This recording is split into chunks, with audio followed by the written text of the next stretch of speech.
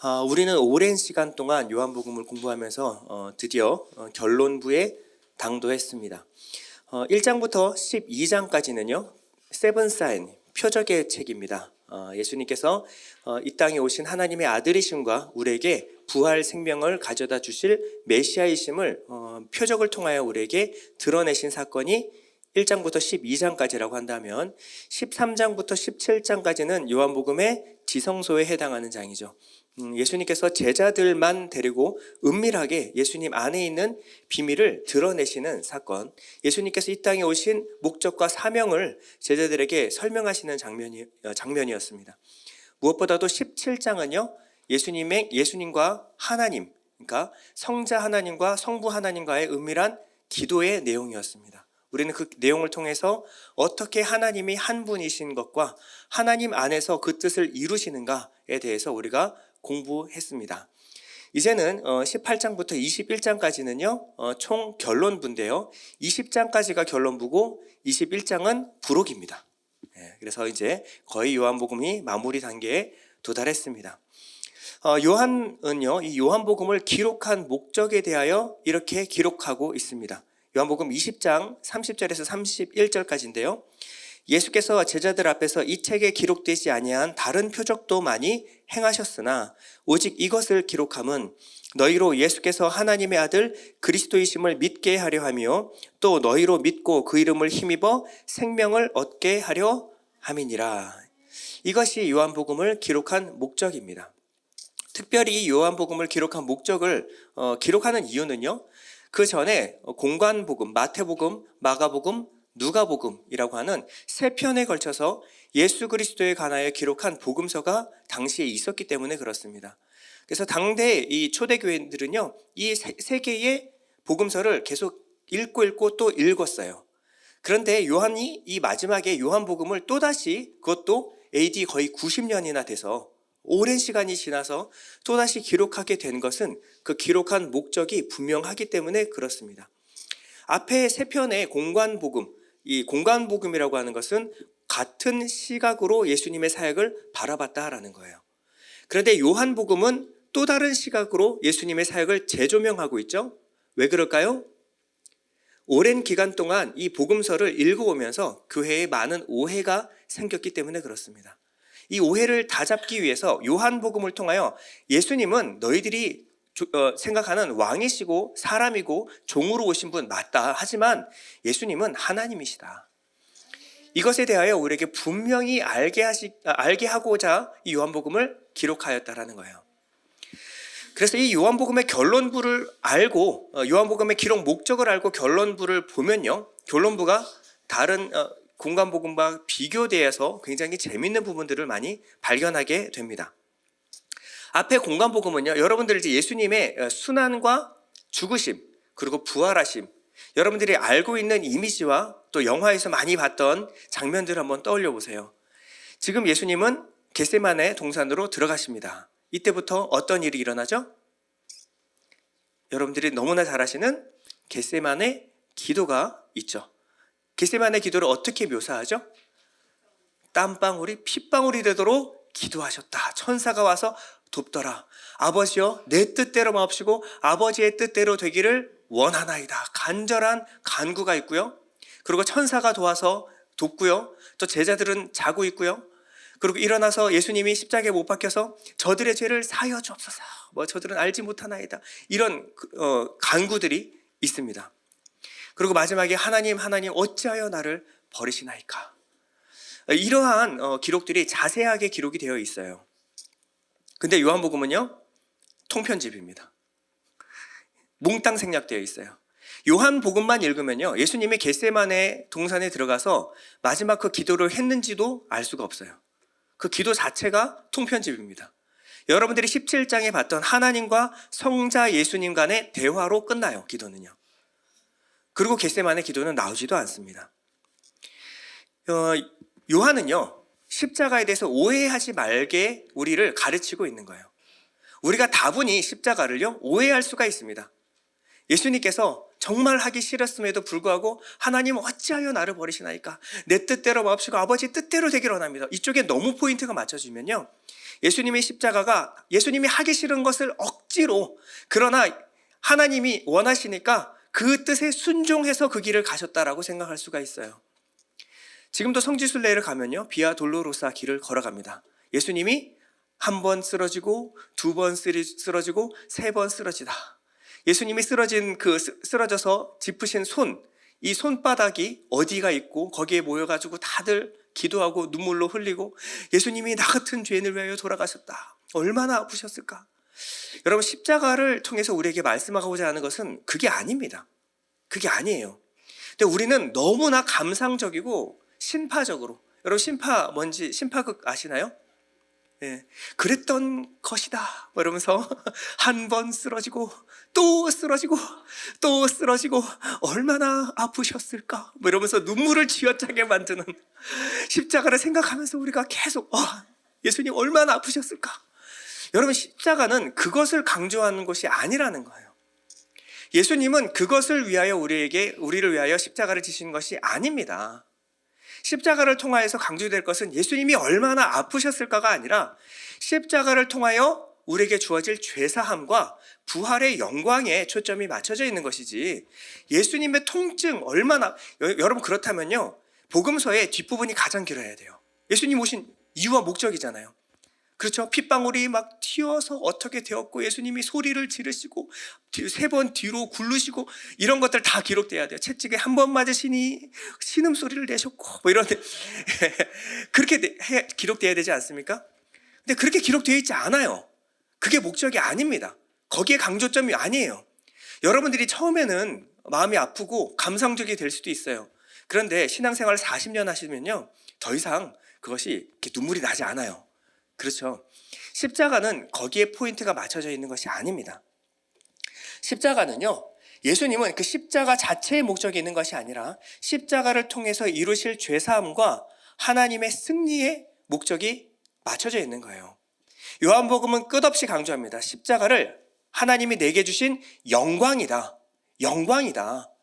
십자가를 통하여 우리에게 주실 하나님의 그 영광에 포인트가 맞춰져 있는 것이지, 얼마나 아팠을까 여기에 맞춰져 있지 않다라는 거예요. 십자가는요, 십자가를 통하여 하나님이 이루실 그 부활, 영광, 승리에 예수님의 포인트가 맞춰져 있기 때문에 거기에 예수님께서 적극적으로 동의하시고 순종하여 그 길을 걸어가신 것입니다. 십자가는 처절한 고통과 패배의 순간이 아니라 순종으로 승리하신 사건이에요. 우리가 그것을 그렇게 바라봐야지, 예수님의 아프심에 너무 포인트가 맞춰져 있으면요, 십자가를 너무 오해할 수가 있습니다. 그래서 요한복음을 새롭게 기록한 거예요.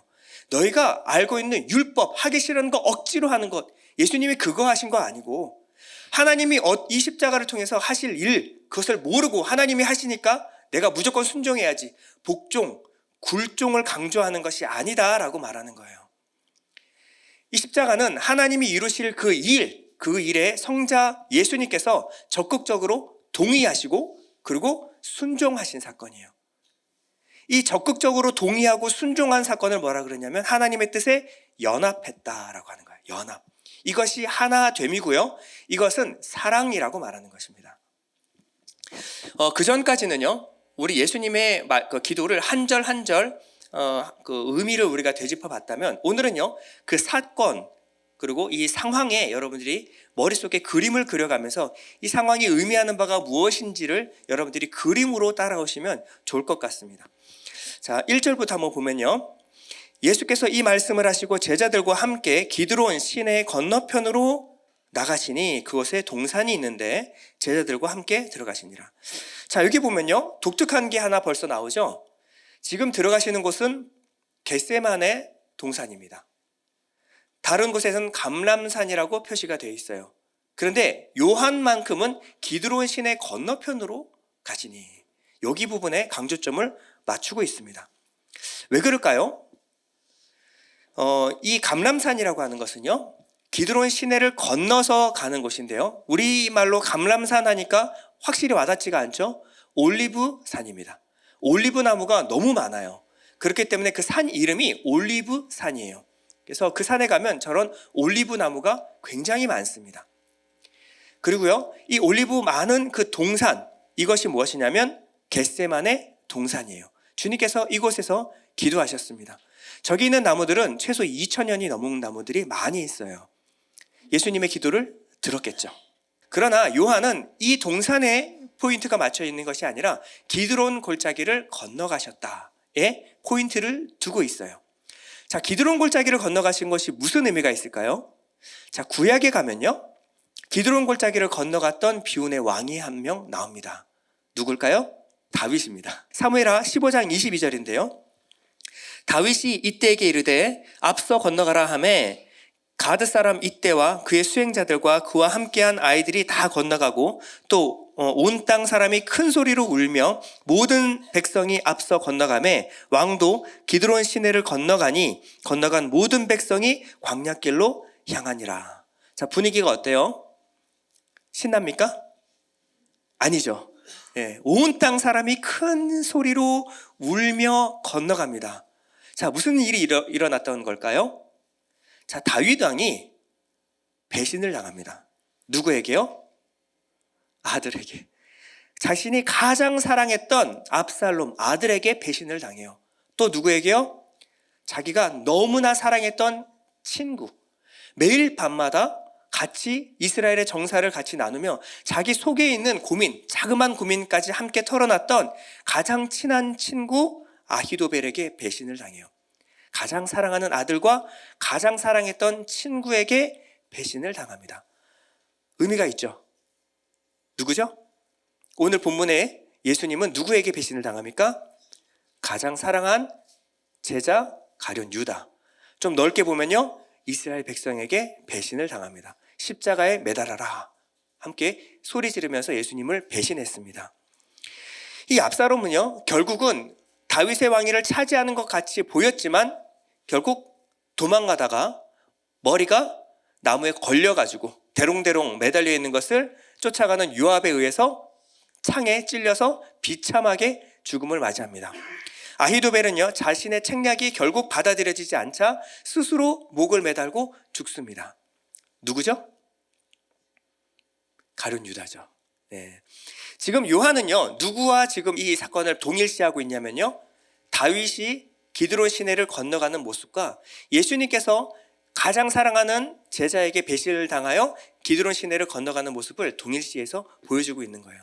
그러나 목적은요, 결국에 가서 지금은 가장 사랑하는 제자에게 배신을 당해서 그 어둠의 골짜기 기드론 시내를 건너가지만 결국에는 예수님께서 승리하실 것이다. 이것을 전제하에 이 기드론 시내 골짜기를 건너고 있다라고 지금 말하고 있는 것입니다. 예수님은 지금 기드론 시내를 건너가고 계십니다. 그러나 반드시 예수님께서 승리하심으로 이 사건은 마무리가 될 것이다. 이것을 암시하고 있는 사건이죠. 자, 2절 한번 같이 읽어보겠습니다. 2절입니다. 여러분 다 같이 한번 읽어볼게요. 시작. 그곳은 가끔 예수께서 제자들과 모이시는 곳이므로 예수를 파는 유다도 그곳을 알더라. 자, 이 한 절을요, 여러분들이 조금 신경 써서 읽으면요, 이 한 절에 묻어나는 정서가 있습니다. 그곳은 가끔 예수께서 제자들과 모이시는 곳이므로. 자, 그러면 이 겟세마네 동산은 어떤 곳이에요? 제자들과 예수님이 추억이 많이 쌓인 곳입니다. 가끔 예수님께서 사역을 하시다가 지칠 때쯤 되면 많은 군중들을 두고 제자들을 데리고 오셔서 제자들과 함께 추억을 만드시는 곳이 무엇이었냐면 바로 겟세마네 동산이었어요. 예수님께서 은밀한 기도를 드리실 때 제자들은 예수님의 기도를 들을 수 있는 곳이 바로 겟세마네 동산이었습니다.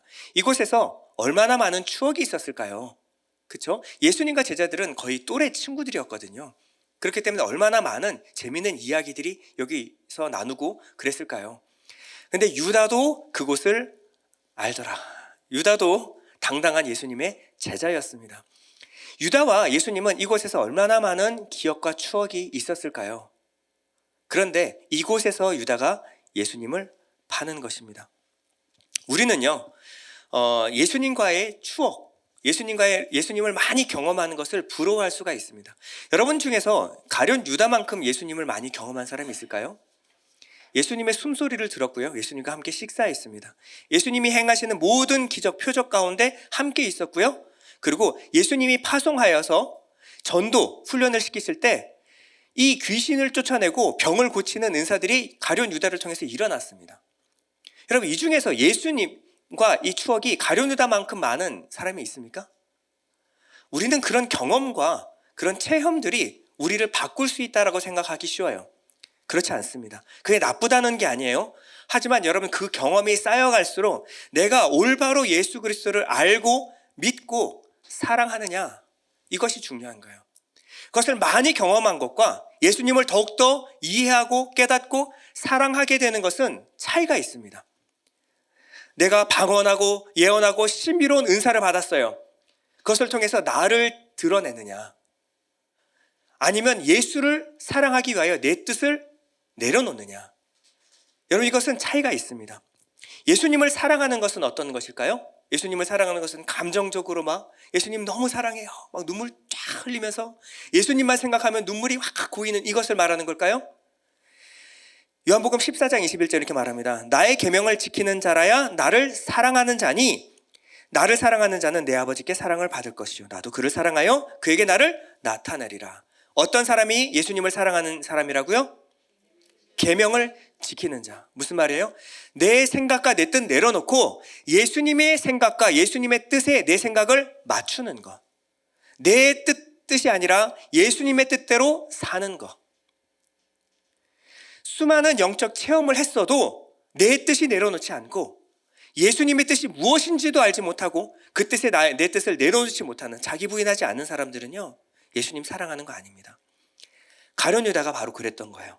수많은 체험이 있었음에도 불구하고 바로 그 체험, 그 추억이 있는 장소에서 예수님을 지금 팔고 있는 것입니다. 왜요? 예수님을 너무나 잘 알기 때문에. 이 시간, 이때쯤 예수님은 그곳에서 제자들과 함께 머물 것을 알고 있었습니다. 그렇기 때문에 가룟 유다가 수많은 사람들을 데리고 예수님을 잡으러 온 것입니다. 3절 한번 보겠습니다. 유다가 군대와 대제사장들과 바리새인들에게서 얻은 아랫사람들을 데리고 등과 횃불과 무기를 가지고 그리로 오는지라. 자, 유다가 누구를 데리고 와요? 군대와 대제사장들과 바리새인들에게서 얻은 아랫사람들을 데리고, 그리고 등과 횃불과 무기를 가지고 예수님 앞에 나옵니다. 자, 여기서 이 말하는 이 군대라고 하는 스페이라라고 하는 군대는 몇 명 정도를 의미하는 걸까요? 여러분 한번 상상해 보세요. 자, 여기는 로마 군대를 말하는 거죠. 몇 명 정도를 유다가 데리고 왔을까요? 한번 찍어보세요. 6명. 6명. 혹은 몇 명이요? 100명. 어우, 많이 잡으셨어요. 100명. 혹은요? 더 없습니까? 네. 50명. 예. 사실 12명 잡으러 오는데 50명, 100명이면 굉장히 많은 숫자입니다. 그렇죠? 근데 몇 명을 데리고 왔냐면 스페이라는 600명입니다. 로마 군인, 당대 최고의 훈련을 받은 로마 군인 600명을 데리고 누구를? 예수님 한 명 잡으러 온 거예요. 그것도 모자라서 대제사장들과 바리새인들에게서 사람까지 얻어가지고 아랫사람들을 데리고 예수님을 잡으러 왔습니다. 한 몇 명 정도 될까요? 한 대략 1000명 정도. 훈련받은 군인 600명, 그리고 대제사장과 바리새인들에게 속한 사람 400명 정도, 한 1000명 정도가 예수님 한 명을 잡으러 온 거예요. 이 그림이 지금 상징하는 바는요, 첫 번째 정치적인 의도가 있습니다. 지금 다음 날이 6월절이에요. 6월절에는 수많은 유대인들이 그곳에 모여 있습니다. 근데 횃불을 들고, 등과 횃불을 들고 한 1000명 정도 움직이면요, 사람들이 시선이 어디로 갔을까요? 도대체 무슨 일이야? 무슨 일이 벌어진 거야? 예수를 잡으러 가고 있대. 예수 한 명을 잡는데 로마군이 600명? 1000명이 동원된다고? 이게 무슨 말이에요? 예수는 굉장히 위험한 정치적인 사상범이야. 예수는 우리가 알고 있는 그런 사람이 아니라 반역자야. 로마에는 반역자고 이스라엘 백성들을 어지럽히는 사상범이야. 굉장히 위험한 인물이야. 이것이 그것을 통해서 군중들의 심리에 작용을 했겠죠. 또한 두 번째는요, 이 로마 군인이 갖고 있는 무기, 이것은 세상의 힘과 권력을 의미합니다. 그리고 유대인들이 갖고 있는 이 등과 횃불은요, 내 발의 등이요 내 길의 빛이니이다. 이것은요, 그들의 율법을 의미해요. 그들이 갖고 있는 모든 지식과 무기를 동원해서 예수를 잡고 있는 것입니다. 예수를 십자가에 매단 사람이 누구다? 유대인뿐만 아니라 이 세상 모든 사람이 예수님을 죽이는데 가담했다. 이것을 요한은 그림으로 우리에게 보여주고 있는 것입니다. 그런데 독특한 것은요, 이 등과 횃불을 가지고 예수님 앞에 섰는데 예수님이 누군지를 찾지를 못하는 장면이 나옵니다. 그래서 예수님이 물어보죠. 18장 4절에 보면요, 예수께서 그 당할 일을 다 아시고 나아가 이르실 때 너희가 누구를 찾느냐. 지금 예수님 찾으러 왔는데 등과 횃불을 막 비췄는데 예수님이 누군지를 찾지를 못하고 있는 거예요. 굳이 이 장면을 넣는 이유가 무엇입니까? 자, 유대인들은요, 등과 횃불을 가지고 있어요. 등과 횃불은 율법의 말씀을 의미합니다. 율법의 말씀을 들고 있음에도 불구하고 말씀이 가리키고 있는 바 예수 그리스도, 그 구원자 메시아를 보지 못한다라는 거예요. 그들은 영적 소경이라는 것입니다. 그들이 갖고 있는 빛과 진리는 어둠에 속한 거였어요. 참된 빛은 예수 그리스도였습니다. 그들의 빛으로 예수 그리스도라는 하나님이 보내주신 빛을 보지 못하고 있는 것을 여기서 표현하고 있는 거예요. 예수님 물어보죠. 너희가 누구를 찾느냐? 너희가 누구를 찾느냐? 여러분에게 묻고 싶습니다. 여러분들은 누구를 찾고 있습니까? 여러분들은 핸드폰을 열면요, 제일 먼저 보이는 게 검색창이에요. 네이버 검색창, 구글 검색창. 여러분들은 무엇을 알기를 원하십니까? 무엇을 찾기를 원하십니까? 이제는요, 지식이 열려 있어요. 여러분들이 알고 싶으면 언제든지 알 수 있습니다. 그러나 여러분들은 정작 예수님을 찾고 계십니까? 아니면 세상에 여러 가지 돌아가는 일들이 궁금하십니까? 예수님이 오늘 와서 이 예배 시간에 물어보십니다. 너희가 무엇을 찾느냐? 누구를 찾느냐? 여러분들의 예배 시간마다 정말 예수를 알기를 원하십니까? 아니면 예수 빼고 나머지 재밌는 이야기를 듣기를 원하십니까? 예수님이 매일 물어보시는 게 뭐예요? 너희가 누구를 찾느냐? 매일 아침 성경을 펼 때마다 예수님 물어보시는 질문이 뭐예요? 너희가 누구를 찾느냐? 예수님은 자신을 지금도 찾는 자를 예수님이 찾고 계시는 줄 믿습니다. 그들이 대답합니다. 88장 5절입니다. 대답하되 나사렛 예수라 하거늘. 나사렛 예수라. 그들이 지금 말하고 있는 나사렛 예수는 어떠한 의미일까요? 그들이 말하는 것은요, 천하고 빈곤하고 가난한 동네 출신인 예수를 찾고 있다. 그들의 의미는 이거였습니다. 요한복음 1장 46절에 보면 나다나엘이 예수님께 나아오는 장면이 나오죠. 그때 빌립이 나다나엘에게 나사렛 예수 와보라 그랬을 때 뭐라 그랬어요? 나사렛에서 무슨 선한 것이 날 수 있냐? 그 시골 촌동네, 그 배우지도 못한 사람들이 모여 사는 그 동네에서 무슨 대단한 랍비가 태어날 수 있단 말이냐? 무시했어요. 출신 자체를 무시하는 동네가 뭐냐면 나사렛이에요. 지금 예수님을 잡아러 온 그들은요, 예수님이 누구였냐면 그저 시골 촌뜨기 나사렛 예수였어요. 그저 육신의 예수밖에 보지 못했던 것입니다.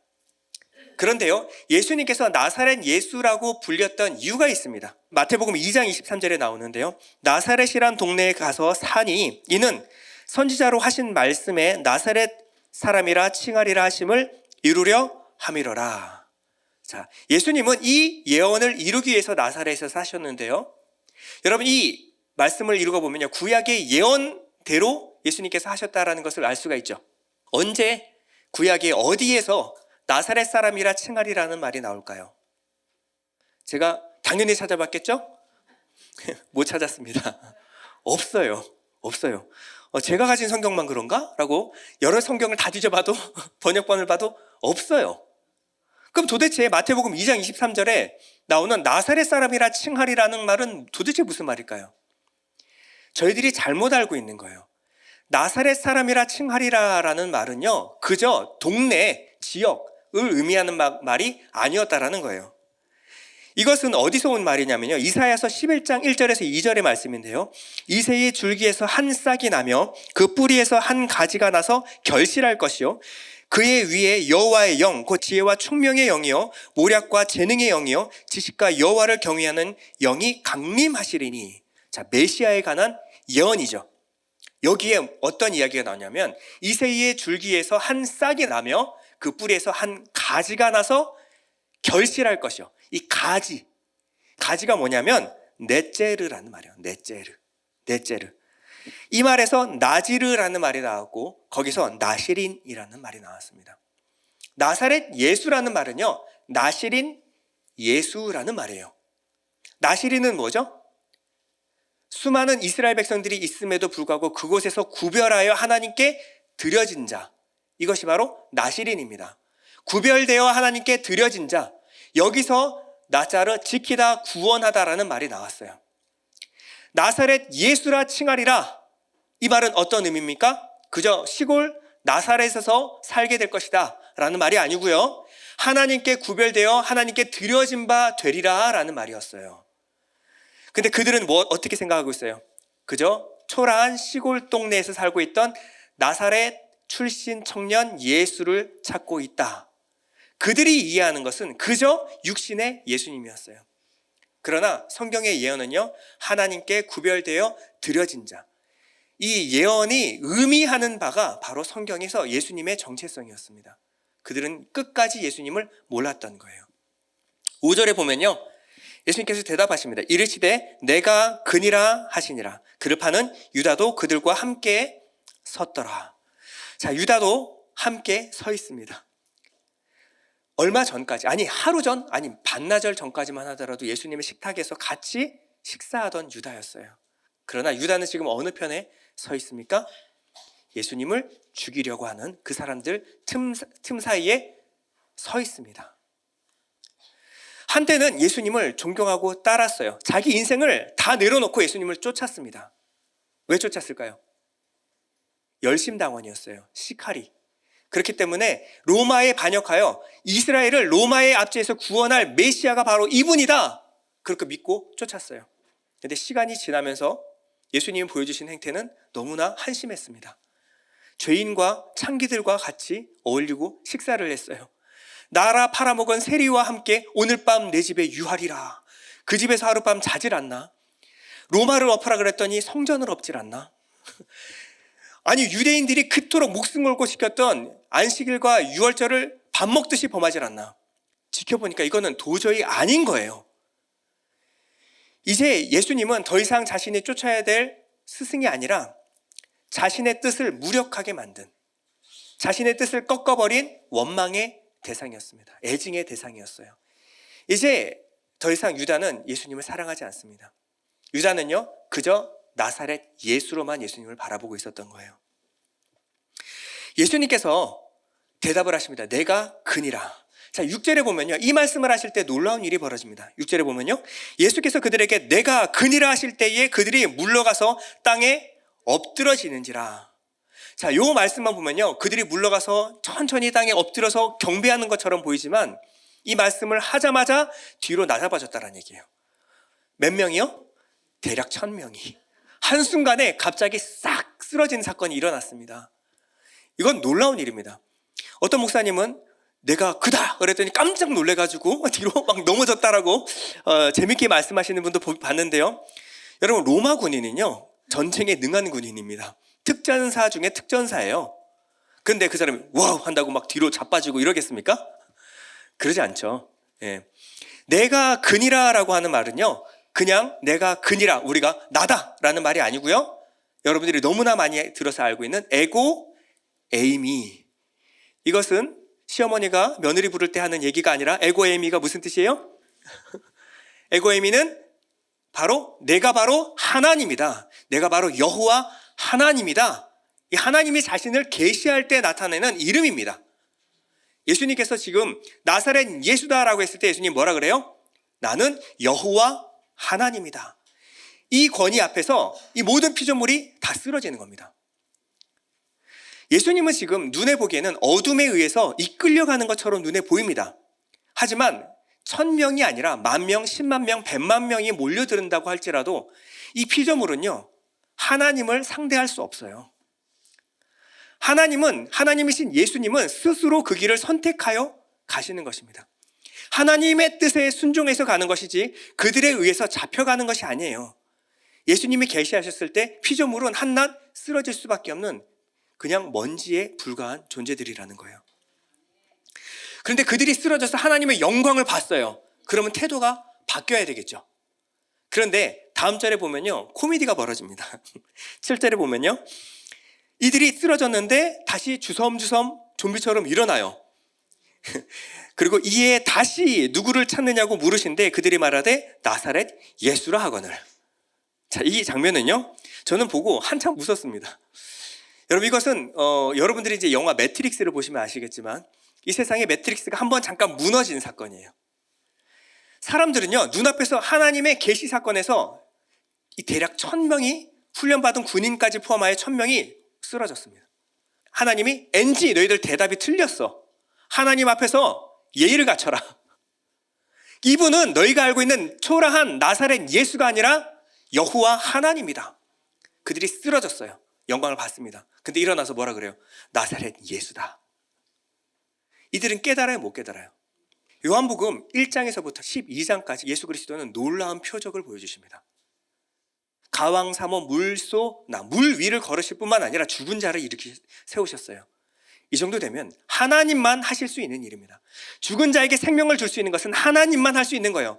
근데 그들은요, 지금 예수님을 죽이러 왔어요. 놀라운 기적을 체험했습니다. 하나님의 영광을 봤어요. 하나도 변하지 않아요. 하나님의 영광을 드러내셨습니다. 그들 앞에서 내가 바로 그니라 할 때 모든 사람들이 다 쓰러졌어요. 이쯤 되면 인정해야죠. 근데 그들은요, 전혀 달라지지 않아요. 여러분, 집회 가서 놀라운 신유 보고요, 장풍해가지고 뒤로 자빠진다고 해서 그 사람 인생이 바뀌지 않습니다. 그런 거 많이 경험하셨잖아요, 그렇죠? 근데 여러분이 그것을 통해서 예수님에 대해서 무엇을 알게 되셨습니까? 장풍 맞고 뒤로 한번 쓰러지고 일어나서 여러분들 인생이 어떻게 달라지셨죠? 예수님에 대해서 더 많이 알고 예수님을 사랑하게 되셨습니까? 다음에는 장풍 없으면 힘이 안 나죠. 장풍 맞으러 열심히 돌아다니시죠. 기적은 그저 기적에 중독될 뿐이지 예수님을 알고 깨닫고 사랑하는 일에 아무런 도움이 안 돼요. 오직 성령을 받아야만 예수님을 알고 깨닫고 사랑할 수가 있는 것입니다. 그들은 영적 소경이었어요. 눈앞에서 그 영광을 봤어요. 하나님께서 NG 다시 한번 해봐. 나사렛 예수. 한 번 더 끊어도 똑같았을 거예요. NG 대사가 틀렸잖아. 누구라고? 여호와 하나님이라고. 나사렛 예수다. 이것이 바로 우매한 우리들의 모습입니다. 8절에 보면요, 예수께서 대답하시되 너희에게 내가 그니라 하였으니 나를 찾거든 이 사람들이 가는 것은 용납하라 하시니. 영화의 한 장면 같습니다. 오야분께서 앞에 딱 나오시면서 너희들이 원하는 것은 나니 이들은 풀어주어라. 그래서 멋지게 우리 두목님이 딱 걸어가시고 두목님 너희들은 가만히 있어. 내 뒤를 지켜야 될 거 아니냐 뭐 이러면서 가시는 이 멋진 모습을 터프한 예수님, 상상할 수 있을지 모르지만 예수님은 멋있으라고 하신 얘기가 아닙니다. 여러분, 이제 먼저는 처음으로 이 장면을 한번 그려보세요. 로마 군인이 600명이 동원돼서 왔어요. 로마 군인이 600명이 동원되는 것은요, 그냥 동원될 수 있는 것이 아닙니다. 유대인들이 자, 로마 군인들 600명 좀 동원해 주세요 그러면 오냐 하고 풀어줄 것 같아요? 절대 그렇지 않습니다. 속국이에요. 근데 속국이 원한다고 해서 로마군이 600명을 풀어줘서 그래 너희들이 원하는 대로 한번 해봐. 로마가 그러겠습니까? 로마한테 가서 뭐라 그랬을까요? 예수에 대해서 어떻게 말했을까요? 율법에 대해서 잘못 가르치는 라피아나가 있습니다. 잡으러 오십시오라고 하면 로마가 움직일까요? 야, 그건 니네들끼리 알아서 해. 그러겠죠. 빌라도의 법정에서 그랬잖아요. 야, 로마 법에 의해서 하나도 죄를 찾을 수 없다. 너희들이 알아서 해. 우리는 죽일 권세가 없습니다. 딱 거기서 나오잖아요. 뭐라 그랬을까요?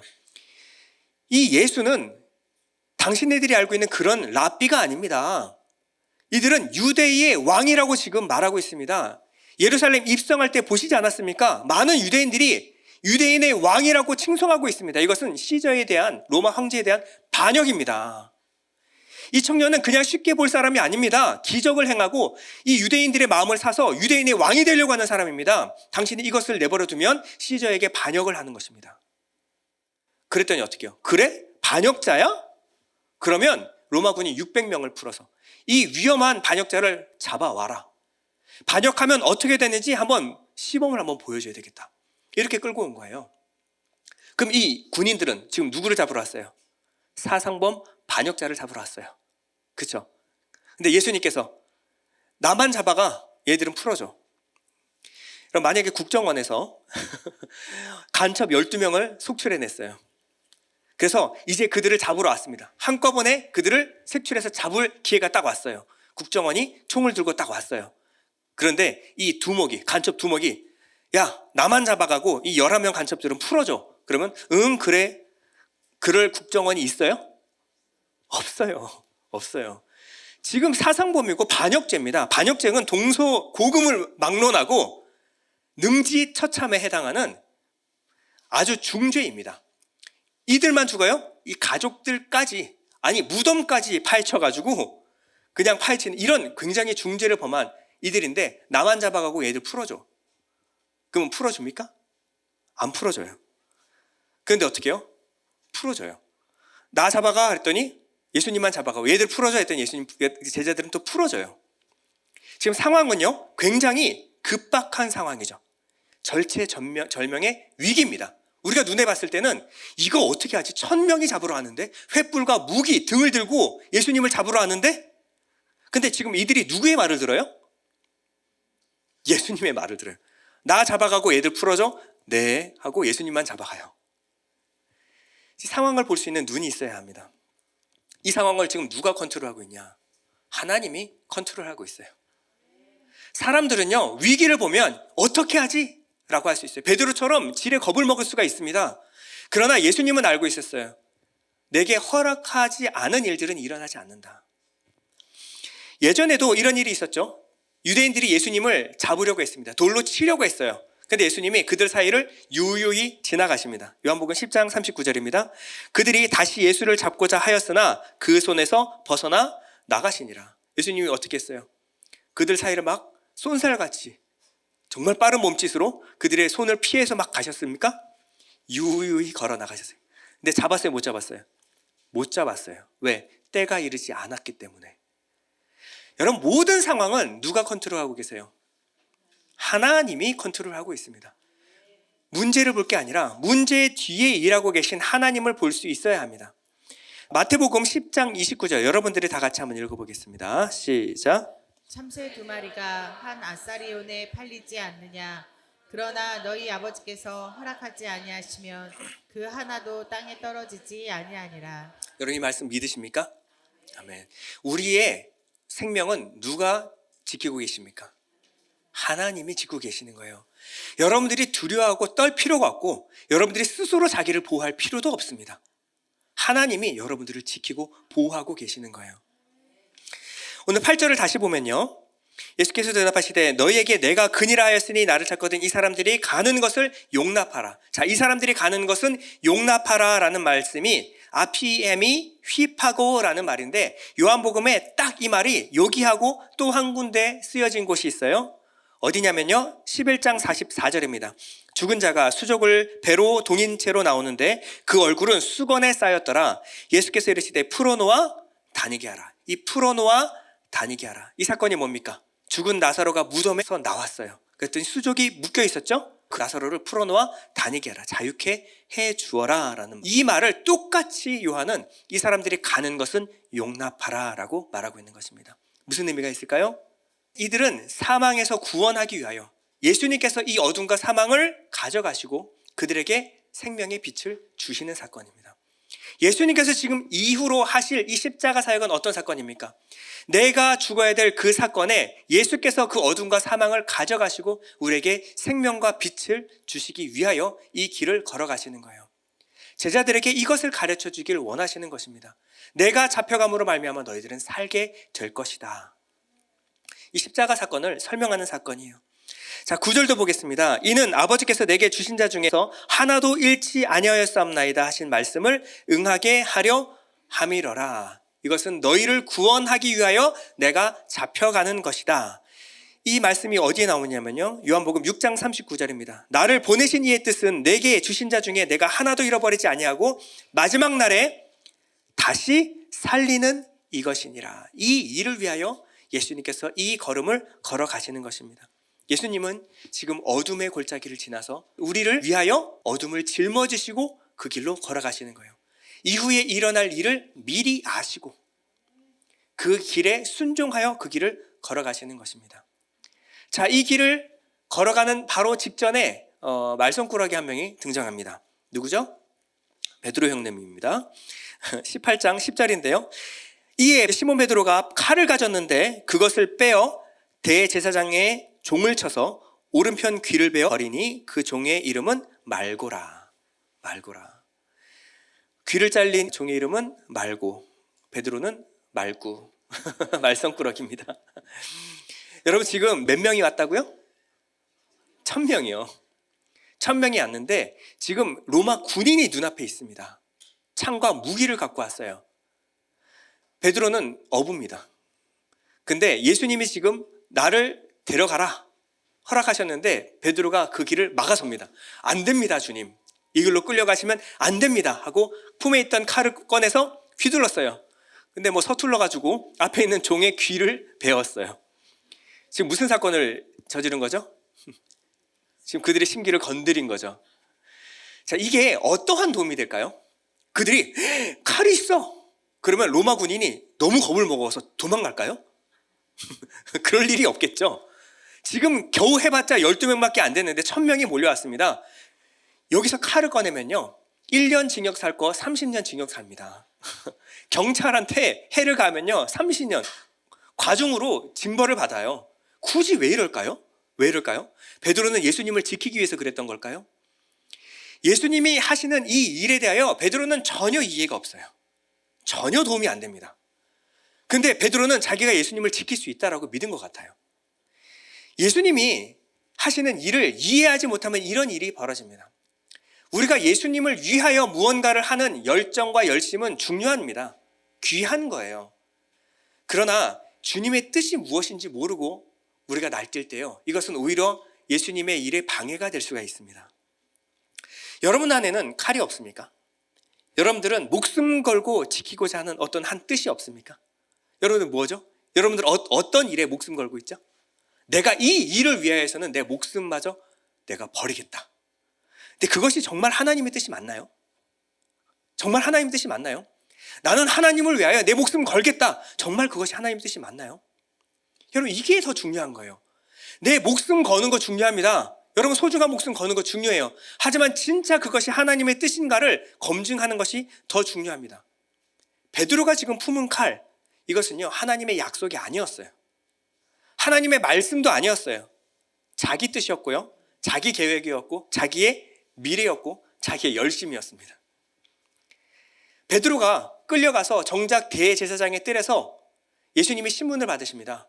그럴 때 예수님이 내가 죄가 있거든, 내 죄를 탓하라 라고 했을 때 이 대제사장이 예수님을 때립니다. 당시 유대인들이 때릴 때는요 손바닥으로 때리는 게 아니라 손등으로 때려요. 그리고 우리의 뺨 정도 때리는 게 아니라 입을 때려버립니다. 얼마나 치욕스러울까요? 예수님 그때 어떻게 했어요? 쏜살같이 피해서 어퍼컷을 날렸겠죠. 어디? 다 읽고 있다. 이게 아니라 예수님 맞았어요. 한 번, 두 번, 세 번 치욕적으로 맞는데 나중에 입이 이만큼 부어오릅니다. 베드로가 그걸 보고 예수님을 위해서 어디 내 스승 예수님을 때려! 그래서 칼을 뽑아 들었겠죠? 거기서 예수님을 3번이나 저주하며 부인합니다. 베드로가 지키고자 했던 것은 뭐예요? 힘 있는 예수님이에요. 지금 내가 그니라 에고 에이미 했더니 1000명이 쓰러지는 것을 베드로가 눈으로 봤어요. 그럼 어떻게 해요? 예수님 정신 차리세요. 지금입니다. 능력을 발휘하실 때입니다. 그래서 자기가 먼저 앞서서 예수님 지금입니다. 공격. 근데 어떻게 해요? 칼을 집어넣어라. 그리고 말고의 귀를 붙여주고 계시는 거예요. 그러니까 베드로는 전혀 지금 타이밍을 잘못 읽고 있는 거죠. 베드로는 자기의 일만 걱정했어요. 자기의 앞날, 예수님, 힘 있는 예수님은 내 미래였습니다. 나는 우의정, 좌의정, 영의정 할 거거든요. 근데 예수님이 이렇게 잡혀가면 내 미래는 어떻게 되는 겁니까? 예수님 정신 차리세요. 이 말이에요. 이 말했다가 예수님께 꾸지람 들은 적이 있죠? 바로 사탄아 내 뒤로 물러가라. 예수님 뭐라 그랬어요? 네가 하나님의 일을 생각하지 않고 사람의 일을 생각하는도다. 이것이 사탄이다. 이것이 마귀의 일이다. 예수님을 통해서 내 뜻을 이루려고 하는 건 이것이 바로 사탄 마귀가 하는 것이다 라고 하는 거예요. 예수님이 마태복음에 보면 유명한 말씀하시죠?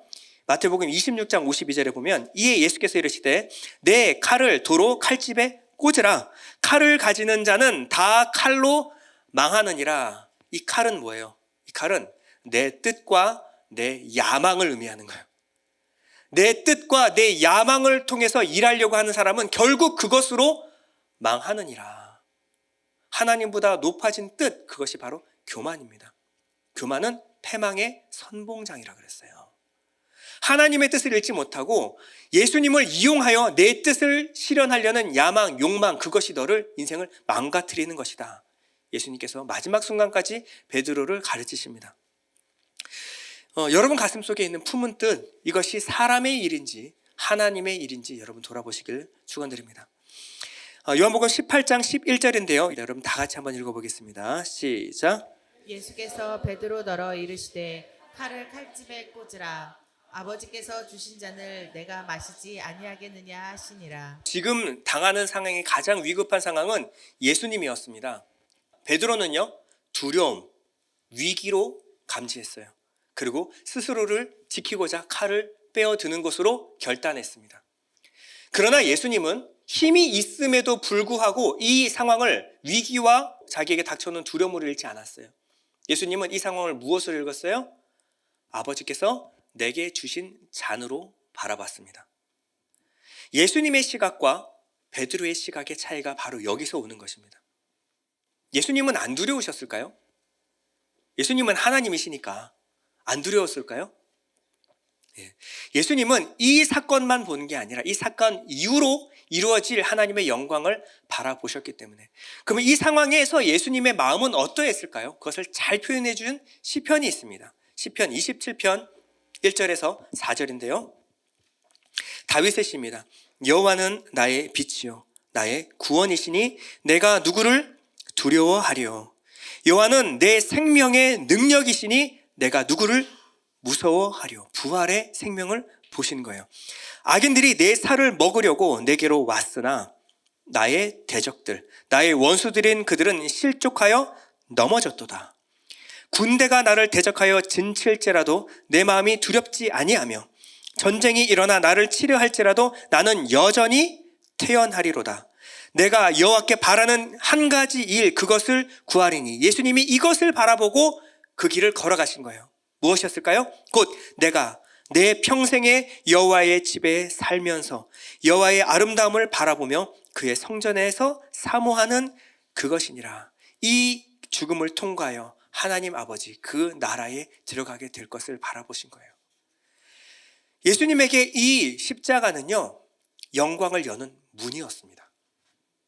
지금 당장엔 두려움같이 보이지만 아버지께서 주시는 잔은 그저 망하고 쓰러지고 실패하는 잔이 아니라 이 잔을 통하여 하나님의 영광에 동참하게 하는 잔임을 아셨던 거예요. 왜? 하나님은 항상 선하신 분이시니까. 나를 사랑하시는 하나님이, 그 아들을 죽기까지 사랑하시는 하나님께서 아들에게 주시는 잔이 독약이겠습니까? 아니라는 거예요. God is good all the time. All the time God is good. 하나님이 우리에게 주시는 모든 것은 선한 것입니다.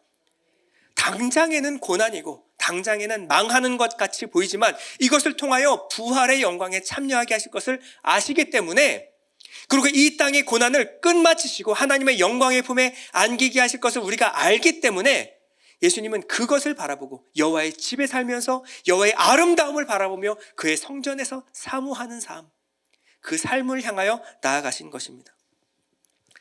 우리도 예수 믿지만요, 때때로 두려움 가운데 사로잡힐 때가 많습니다. 우리는 예수님의 시야보다 베드로의 시야에 잠식될 때가 많아요. 여러분, 우리는 그때 믿음을 지킬 수 있을까요? 달라스 윌라드라는 목사님이 쓰신 책에 보면요, 하나님의 모래학이라는 책을 보면요, 이런 구절이 나와요. 미국 교회에 모는 많은 교인들이 내가 하나님께 서운하면 선교사로 나가라고 할까봐 하나님께 결단을 못하고 있다. 한국 교회만 그런 줄 알았어요. 미국 교회도 똑같더라고요. 내가 하나님, 내 삶을 하나님께 바치겠습니다 하는 순간 하나님이 내 손을 딱 잡고 그래. 그래서 목회자 시키시고 선교사 시키실까봐 하나님께 서원을 못하는 많은 교인들이 있다라는 거예요. 이들의 두려움은 뭡니까? 하나님이 이끄시는 길은 고난과 복종과 굴종과 고통의 길이다. 그 손에 잡혀가면 나는 끝나는 거야. 그러니까 헌신을 못하는 거 아닙니까? 여러분 걱정하지 마십시오. 하나님 아무나 그렇게 쓰시는 거 아닙니다.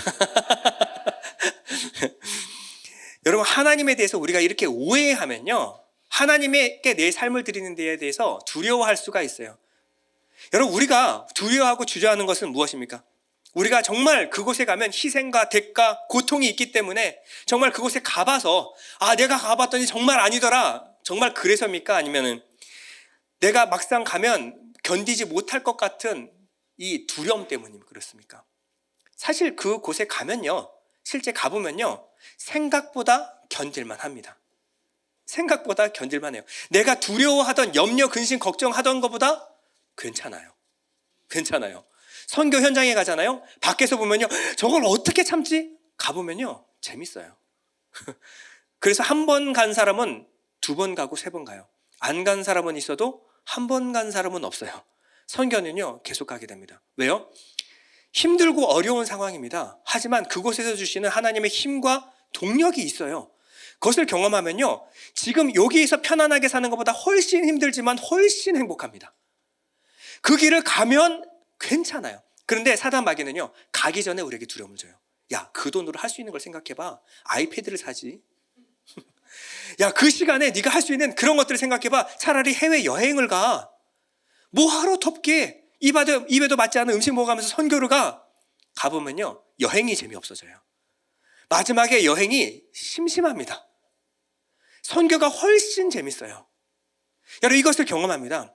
마귀는요, 항상 우리를 이런 식으로 우리를 괴롭히고 겁을 줍니다. 디모데후서 1장 7절에 이렇게 말합니다. 하나님이 우리에게 주신 것은 두려워하는 마음이 아니요 오직 능력과 사랑과 절제하는 마음이니, 그러므로 너는 내가 우리 주를 증언함과 또는 주를 위하여 갇힌 자 된 나를 부끄러워하지 말고 오직 하나님의 능력을 따라 복음과 함께 고난을 받으라. 바울이 아들 같은 디모데한테 이 말을 할 때는요, 바울의 사역 말기입니다. 조금 있으면 교수형을 당해요. 그리고 바울은 처참하게 지하 감옥에 갇혀 있습니다. 디모데 후서니까 거의 유언과 같은 편지예요. 사랑하는 아들에게 바울이 야, 나 고난 당했으니까 너도 고난 받아, 이랬겠습니까? 우리 김상 목사님이 평생 동안 목회로 고생했는데 내 아들도 목회했으면 좋겠다. 그럴 때 이 마음이었겠습니까? 내가 당한 고난 너도 한번 당해봐라. 그래야 아버지 마음을 이해하지. 뭐 이런 마음이었겠습니까? 밖에서 보면 고난이에요. 그런데 막상 그 길을 가면요, 하나님이 주시는 말로 할 수 없는 은혜가 있습니다. 앉아서 여러분 말씀 듣는 사람도 은혜를 받지만요, 말씀 준비하는 사람은요 7배 받습니다.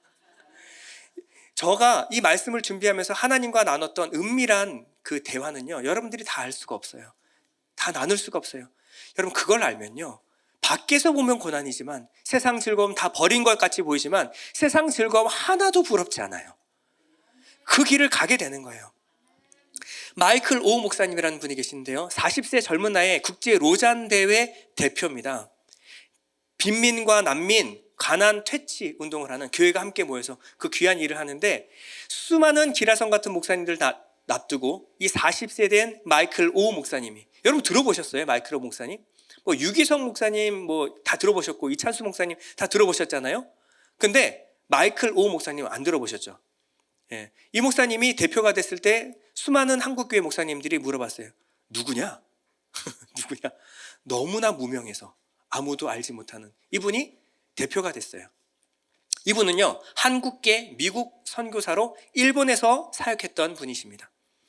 이분은 하버드 대학교를 나오셨는데, 하버드 대학교를 졸업할 때 아버지가 아들을 붙잡았어요. 왜냐하면 아들이 저는 선교사로 살겠습니다 헌신을 했거든요. 그랬더니 열심히 교회를 함께 다녔던 아버지가 제일 먼저 붙잡았어요. 아들아, 다시 한번 생각해 보지 않겠니? 네가 하버드를 나오게 한, 하나님이 너를 하버드를 나오게 하신 목적이 있어. 수많은 신학생들이 있는데 왜 굳이 하버드를 나온 네가 거기를 가야 돼? 이런 얘기를 하는 거예요. 일리가 있죠. 왜냐하면 이분이 30만 원 들고 미국 건너가가지고 죽어라 고생해서 아들을 겨우 키워서 하버드 대학교를 졸업시켰어요. 정말 아까운 아들 아닙니까? 너무 똑똑한 아들. 근데 이 아들이 일본에 선교를 가겠대요. 그러니 말리고 싶죠. 아들아, 왜 네가 가야 돼? 마이크로 목사님이 이런 말씀을 하셨습니다. 아빠, 감사해요. 저를 여기까지 키워주셔서 너무 고생 많으셨습니다. 그러나 저는 좋은 대학, 좋은 직장, 그리고 누구나 부러워하는 그런 삶, 그런 평범한 삶 살고 싶지 않습니다. 더욱이 내 자식, 또 내 자식의 자식까지 그러한 삶을 물려주고 싶지는 더더욱 그런 삶을 물려주고 싶지 않습니다.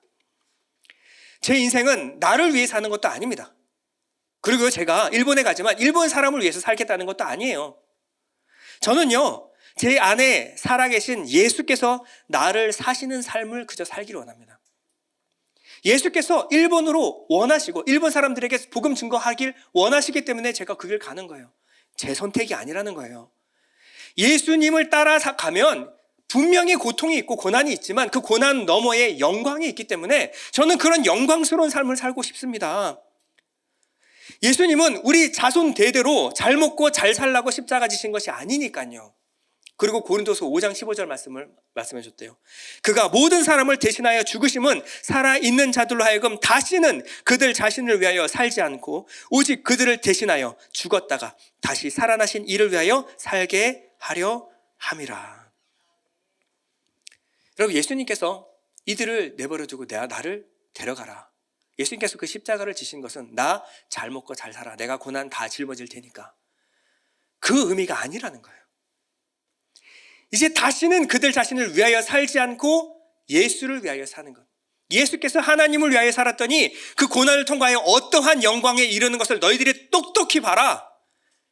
그러니 다시는 너희도 너희 자신을 위하여 살지 말고 하나님을 위하여 살아라. 이것이 가장 영광스러운 삶이다. 이것을 보여주길 원했더라는 거예요. 여러분, 하나님을 위하여 아무것도 아닌 사람으로 살아가는 거 두려워하지 마십시오. 세상에 아무것도 아닌 사람 되는 거 두려워하지 마십시오. 여러분, 반대로 세상에서 많이 누리고 유명해지는 거 하나도 부러워할 거 아니에요. 하나도 부러워할 거 아니에요. 고층에서 뛰어내려서 자살하는 재벌 2세들 보시지 않았습니까? 그렇게 이쁘고 잘생긴 이 탤런트들이 자살하는 거 보시지 않았습니까? 뭐가 대단한 행복이라고 마약에 찌들어서 자기 인생을 망치는 거 보지 않았습니까? 아무것도 없어요. 아무 영광도 없습니다. 거기에 자신의 인생을 투신할 것이 아니라는 거예요. 하나님을 위하여 아무것도 아닌 인생이 되었을 때 하나님께서 우리 인생을 통하여 하나님의 영광을 실행하십니다. 여러분, 거기에 동참하는 일이 얼마나 놀라운 일인지 세상 사람들이 몰라줘도요, 하나님이 알아주는 삶은요, 영광스러운 삶입니다. 여러분들은 세상이 커 보입니까? 세상 뒤에 세상을 지배하시고 움직이시는 하나님이 커 보이십니까? 여러분, 문제를 보지 말라는 게 아니에요. 문제는 있습니다. 현실을 보지 말라는 게 아니에요. 현실에 문제는 분명히 있어요. 하지만 문제 그리고 현실을 주장하고 계시는 하나님까지 같이 보라는 거예요. 그러면 두렵지 않습니다. 주님께서 말씀하셨어요. 아버지께서 내게 주신 잔을 내가 마시지 않겠니? 이 고난도 아버지께서 주신 것이라면 이것은 아들 잘 되게 하시는 것이다. 이것을 통하여 아버지의 영광을 아들을 통하여 이루시는 일이다. 아버지께서 주시는 잔인데 이것이 잘 되는 것이든 눈앞에 고통스러운 것이든 다 좋은 거야. 다 좋은 거야. 내가 왜 그것을 뿌리치겠니? 이거 마시러 왔어. 여러분, 문제 뒤에 계신 하나님을 바라보십시오. 여러분에게 닥치는 문제 중에 하나님이 컨트롤하지 않는 문제는 하나도 없어요. 처음에 그 문제가 닥쳤을 때 두려워하고 아각거릴 수 있어요. 하나님, 어떻게 나한테 이럴 수가 있습니까? 여러분, 마음을 토로하십시오. 하지만 여러분, 끝까지 믿어야 될 것은 하나님 좋으신 분이십니다. 여러분에게 그 문제를 허락하셨을 때는 그 문제를 통해 하나님이 여러분에게 일하실 만한 무언가 이유가 있다라는 거예요. 여러분, 그 의미를 알면요, 적극적으로 동참하십시오. 적극적으로 그 고난에 임하십시오. 고난을 통과해 하나님께서 큰 영광을 주실 것입니다. 여러분, 눈을 감을 텐데요, 여러분 고백하십시오. 나는 하나님 말씀으로 사는 사람입니다.